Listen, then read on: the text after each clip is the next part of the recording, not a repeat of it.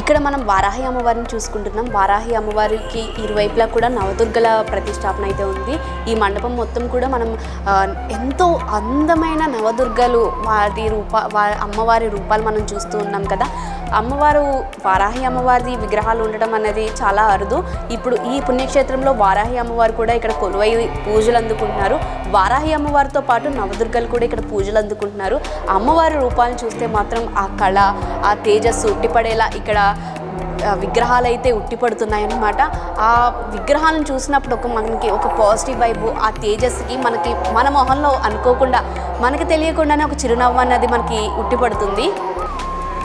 మనకి ఆంజనేయస్వామి గుండె చీల్చుకున్నప్పుడు ఎప్పుడైనా కూడా సీతారాములను చూస్తుంటాం. ఇక్కడ మనకి పార్వతీ పరమేశ్వరులు అయితే ఆయన హృదయంలో కొలువున్నారని చెప్పి ఇక్కడ ఒక పెద్ద విగ్రహం అనేది మనం ఇక్కడ చూసుకోవచ్చు.